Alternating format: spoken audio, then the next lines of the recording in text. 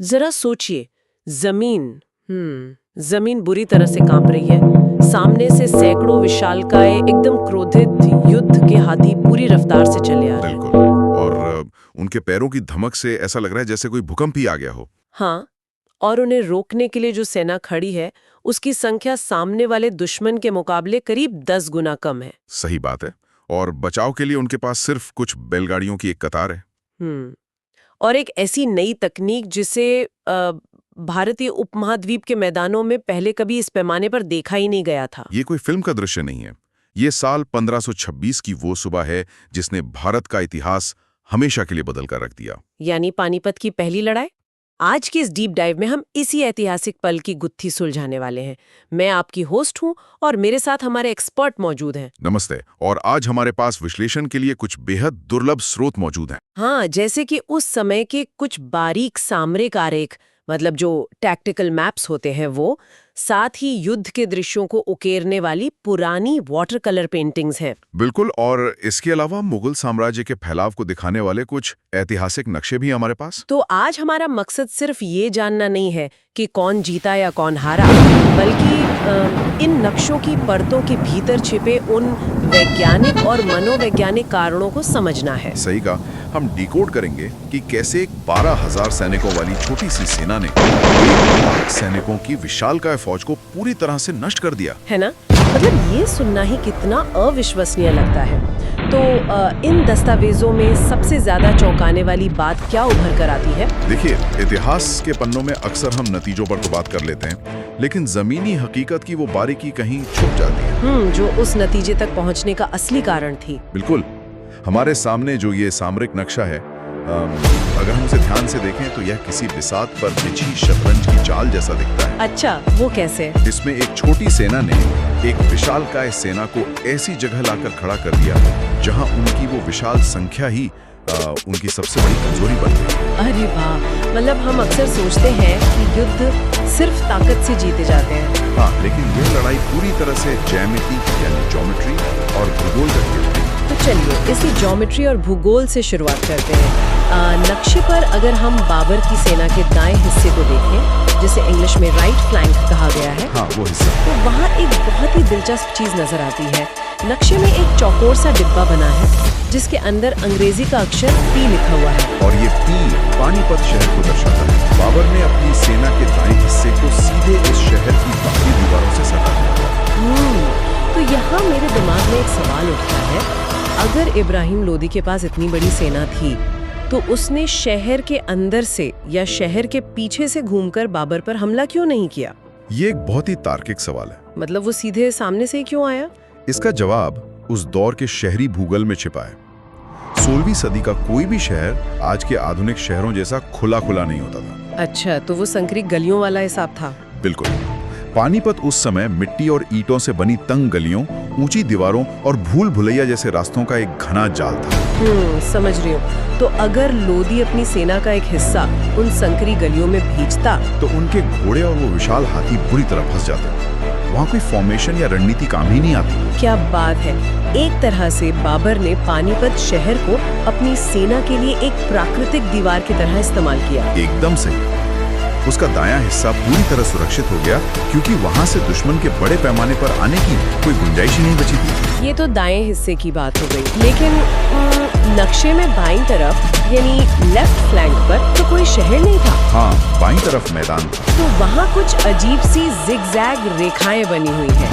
स्रोतों में दिए गए विवरण से पता चलता है कि वहाँ बाबर के सैनिकों ने गहरी खाइयां खोद दी थी। और सिर्फ खाइयां नहीं खोदी थी, उन्होंने पेड़ों को काट कर उनकी टहनियों को एकदम नुकीला करके उन खाइयों के आगे बिछा दिया। अच्छा, इसे सैन्य भाषा में शायद एबेटिस कहते हैं ना? बिल्कुल, एबेटिस। और ये कोई साधारण रुकावट नहीं थी, ये दुश्मन की घुड़सवार सेना के लिए एक मौत का जाल था। अरे बाप रे! नुकीली टहनियों को जमीन में ऐसे गाड़ा गया था कि उनका सिरा सीधा दुश्मन की तरफ हो। जब कोई तेज रफ्तार घोड़ा इन पर कूदने की कोशिश करता, तो वो सीधे नुकीली लकड़ियों में धंस जाता। उफ, ये सुनकर ही कितना भयानक लग रहा है। हाँ, और खाइयां इतनी चौड़ी थीं कि उन्हें एक छलांग में पार नहीं दिया जा सकता था। तो अब अगर हम इस पूरी तस्वीर को एक साथ देखें, दाहिनी तरफ शहर की ऊंची दीवारें और बाईं तरफ खाइयों और नुकीली लकड़ियों का जाल, मतलब बाबर ने एक बहुत ही चौड़े मैदान को सिकोड़कर एक बहुत ही संकरे रास्ते में बदल दिया था। ये तो मुझे बॉक्सिंग की याद दिलाता है। बॉक्सिंग? वो कैसे? मतलब जैसे एक चतुर मुक्केबाज रिंग के बिल्कुल बीच में खड़े होकर चारों तरफ से मुक्के खाने के बजाय धीरे से पीछे खिसक कर खुद को रिंग के एक कोने में ले जाता है। अरे हाँ, ये बहुत बढ़िया एनालॉजी है ना? वहां से उसके पीछे के जो ब्लाइंड स्पॉट्स होते हैं वो सुरक्षित हो जाते हैं और उसे पता होता है कि दुश्मन का मुक्का सिर्फ सामने से ही आ सकता है। बिल्कुल वही रणनीति थी। बाबर ने भी अपनी छोटी सेना को एक ऐसे कोने में डाल दिया जहां से लोदी को मजबूरन बिल्कुल सामने से ही हमला करना पड़ा। लेकिन नक्शे का जो बीच का हिस्सा है, जिसे वैन या सेंटर कहा गया है, वो मुझे सबसे ज्यादा हैरान करने वाला लगा। हाँ, क्योंकि वहां बाबर ने 700 बैलगाड़ियों को एक लंबी कतार में खड़ा कर दिया था। 700 गाड़ियां! और उन गाड़ियों को सिर्फ खड़ा नहीं किया गया था। हमारे स्रोतों के मुताबिक उनके पीछे एक बहुत ही खास विज्ञान था। जी, उन 700 गाड़ियों को कच्चे चमड़े की रस्सियों से एक दूसरे से बांधा गया था। 1 मिनट, कच्चे चमड़े की रस्सियां? यहाँ लोहे की जंजीरों का इस्तेमाल भी तो हो सकता था। यही तो सबसे दिलचस्प बात है। लोहे की बजाय चमड़े का चुनाव बहुत रणनीतिक था। वो क्यों? क्योंकि चमड़ा लचीला होता है। जब कोई भारी चीज जैसे कि दुश्मन का तेज दौड़ता हुआ घोड़ा उस गाड़ी से टकराता तो चमड़े की रस्सी उस झटके को सोख लेती थी। अरे वाह, मतलब वो एक तरह से शॉक एब्जॉर्बर का काम कर रही थी। बिल्कुल। अगर वहां लोहे की जंजीर होती तो वो झटके से टूट सकती थी। ये तो बहुत ही स्मार्ट मूव था। और इन गाड़ियों के बीच में हर कुछ मीटर पर छोटे छोटे गैप या रास्ते भी छोड़े गए थे। हाँ, मतलब ये कोई पूरी तरह से ठहरी हुई बंद दीवार नहीं थी। तो इन्हीं रास्तों के पीछे बाबर के सैनिक और उनकी सबसे घातक चीज यानी उनकी तोपें तैनात थीं। सही कहा। तो अगर हम थोड़ी देर के लिए इब्राहिम लोदी की नजर से देखें तो सामने से आने पर उसे एक खुला विशाल मैदान नहीं दिख रहा था, बल्कि एक कृत्रिम किला दिख रहा था जिसके अंदर से उन छोटे छोटे रास्तों से मौत बरसने की तैयारी हो रही थी। और यहीं से इस पूरी कहानी में वो दृश्य उभरता है जो उस दौर के वाटर कलर चित्रों में बहुत ही शिद्दत से उकेरा गया है। हाँ, वो तस्वीरें। लोदी की सेना ने इसी संकरे रास्ते पर सामने से धावा बोल दिया और उनके आगे आगे उनके विशालकाय युद्ध के हाथी थे। बिल्कुल, हाथियों को तो उस दौर का जिंदा टैंक माना जाता था। यहाँ मुझे एक बात थोड़ी खटकती है। क्या? अगर ये हाथी सच में टैंक जैसे थे तो उन्होंने उन लकड़ी की गाड़ियों को कुचलकर चकनाचूर क्यों नहीं कर दिया? ये सवाल तो आना ही था। मतलब एक 4-5 टन का भारी भरकम हाथी अगर पूरी रफ्तार से दौड़े तो कोई भी चमड़े की रस्सी या बैलगाड़ी उसे कैसे रोक सकती है? बिल्कुल, और ये एकदम वही बात है जो शायद इब्राहिम लोदी भी सोच रहा होगा। भौतिक विज्ञान या फिजिक्स के हिसाब से हाथी आसानी से उन गाड़ियों को तोड़ सकते थे। फिर ऐसा हुआ क्यों नहीं? क्योंकि यहीं पर युद्ध का मनोविज्ञान भौतिक विज्ञान पर भारी पड़ जाता है। वाटर कलर चित्रों को अगर हम जूम करके देखें तो वहां हाथियों के सामने गहरा धुआं और आग की लपटें दिखाई देती हैं। अच्छा, वो बारूद का धुआं। हाँ, बाबर ने अपने तोपखाने को उन गाड़ियों के पीछे छिपा रखा था। उस समय की जो मैचलॉक बंदूकें और छोटी पहियों वाली तोपें थी, उन्हें चलने में थोड़ा समय लगता था। लेकिन जब वे चलती थी तो उनकी आवाज इतनी भयानक होती थी जो किसी भी इंसान के कान के पर्दे फाड़ दे।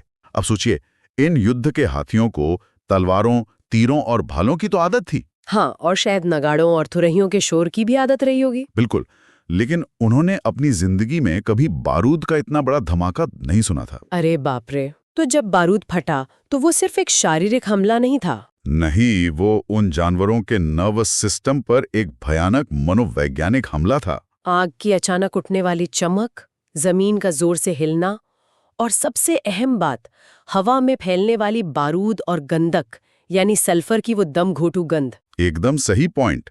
जानवरों की सूंघने और सुनने की क्षमता इंसानों से कहीं ज्यादा तेज होती है। तो उनके लिए तो ये ऐसा रहा होगा जैसे आसमान टूटकर जमीन पर गिर गया हो। और जाहिर सी बात है, एक डरा हुआ जानवर किसी राजा के आदेश को नहीं मानता।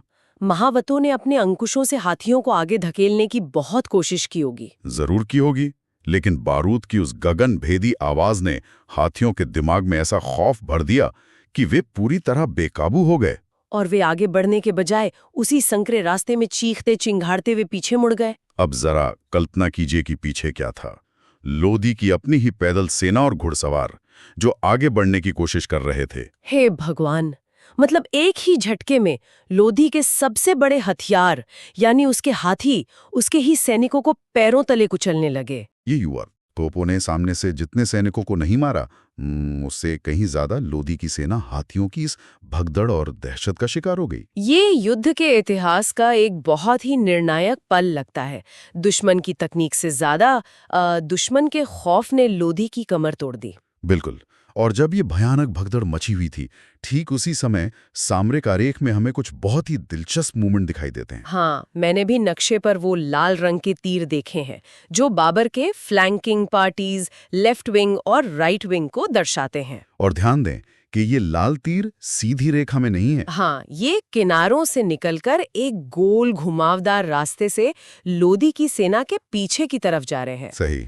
और नक्शे में नीचे की तरफ अफगान राउट यानी अफगानों की भगदड़ लिखा हुआ है, जहां हरे रंग के ब्लॉक जो लोधी की सेना है वो बीच में बुरी तरह से सिकुड़ते जा रहे हैं। इस पूरे डायग्राम को देखकर मुझे एक पौधे की याद आती है।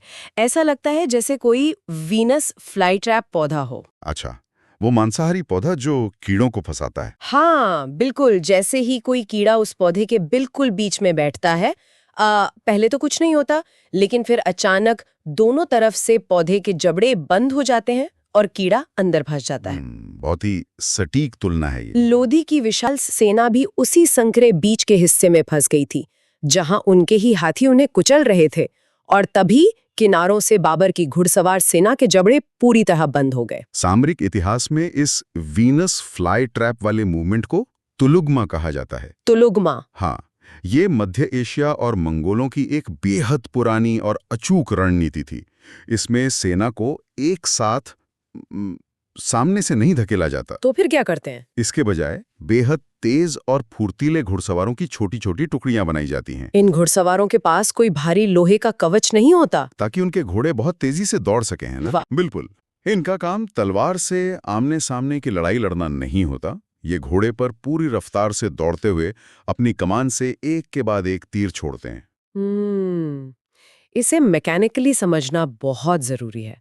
मतलब ये घुड़सवार लोधी की सेना के किनारों से बहुत तेजी से घूमे, पीछे पहुंच गए और गोल गोल घूमते हुए लगातार तीरों की बारिश करते रहे। एकदम सही।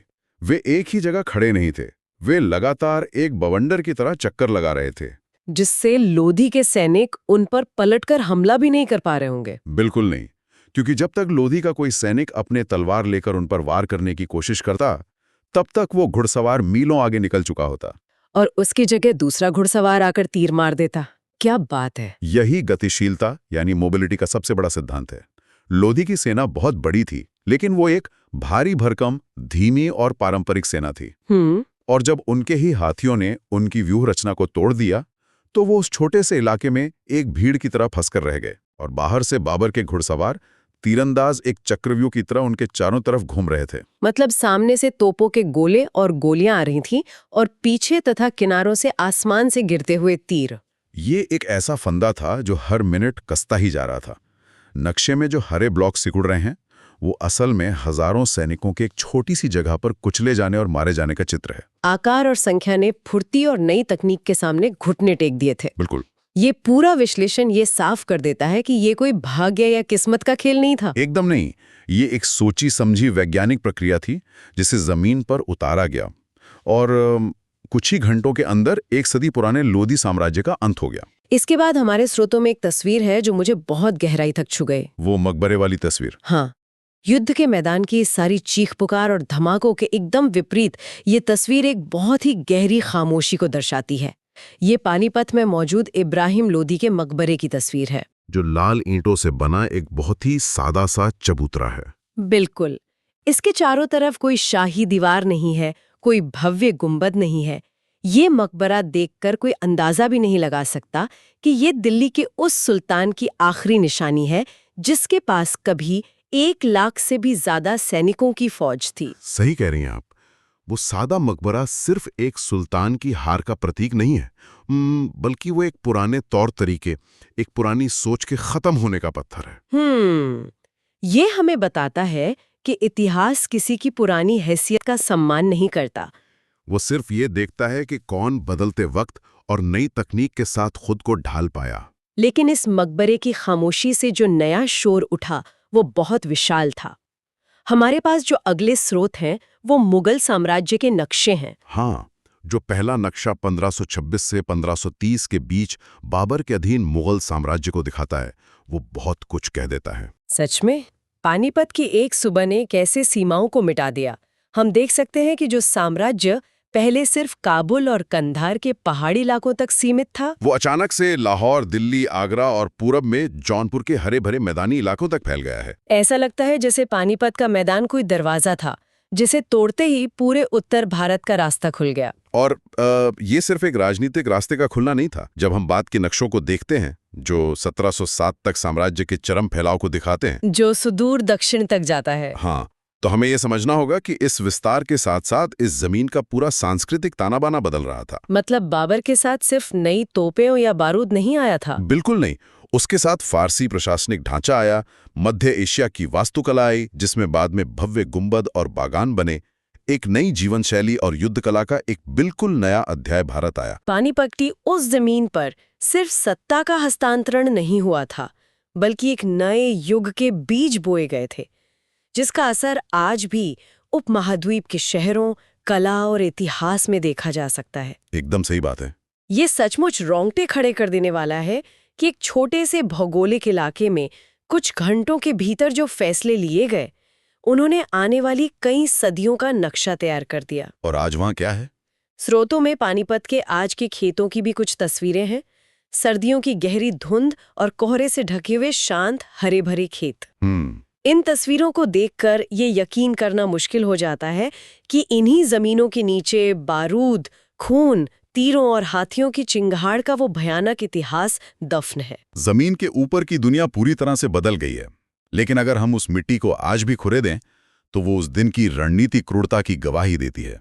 इतिहास को जब हम केवल किताबों में पढ़ते हैं तो वह एक सूखी कहानी लगती है। बिल्कुल, लेकिन जब हम इन नक्शों, इन खाइयों के रेखाचित्रों और तोपों की कतारों को एक साथ रखकर देखते हैं तो हमें मानव मस्तिष्क की वो क्षमता दिखाई देती है जो नामुमकिन को मुमकिन बना सकती है। हाँ, और ये स्पष्ट हो जाता है कि युद्ध तलवारों या सैनिकों की भारी संख्या से नहीं जीते जाते, बल्कि जमीन के भूगोल को पढ़ने की समझ, नई तकनीक को अपनाने के साहस और दुश्मन के दिमाग से खेलने की कला से जीते जाते हैं। ये एक ऐसा सबक है जो सिर्फ इतिहास के पन्नों तक सीमित नहीं है, बल्कि आज के दौर में भी तकनीक और रणनीतिक सोच की अहमियत को समझाता है। बिल्कुल। इस पूरी घटना को जब हम एक जगह रखकर देखते हैं तो सुनने वालों के दिमाग में एक बहुत ही अजीब लेकिन अहम सवाल गूंज सकता है। वो क्या? हमने बात की कि कैसे हाथियों का नर्वस सिस्टम बारूद की भयानक आवाज और गंध को बर्दाश्त नहीं कर पाया। हाँ, वो भगदड़ मच गई थी। लेकिन जरा सोचिए, अगर इब्राहिम लोदी को इस नई तकनीक के बारे में पहले से भनक लग जाती। ये एक दिलचस्प ख्याल है। अगर उसने अपने उन युद्ध के हाथियों को धीरे धीरे बारूद के धमाकों और गंध के बीच रहने की ट्रेनिंग दी होती तो क्या होता? तब तो पूरी कहानी ही बदल जाती। क्या वे हाथी तोपों की कतारों को कुचलते हुए बाबर की सेना को खत्म कर देते? ये एक ऐसा सवाल है जो किसी को भी सोचने पर मजबूर कर सकता है कि क्या महज एक जानवर की घबराहट और उसके पीछे मुड़ने की उस एक छोटी सी घटना ने भारत में मुगल साम्राज्य के 300 साल लंबे शासन को जन्म दिया। है ना? इतिहास में अक्सर छोटी छोटी अनजानी चीजें कैसे पूरे ब्रह्मांड का रुख मोड़ देती हैं, ये अपने आप में एक गहरा रहस्य है। खैर, आज की इस गहरी पड़ताल में इतना ही। हमें उम्मीद है कि आपको ये विश्लेषण पसंद आया होगा। अगली बार हम फिर किसी ऐसे ही दस्तावेज की परतों को खोलकर एक नई दुनिया को समझने की कोशिश करेंगे। तब तक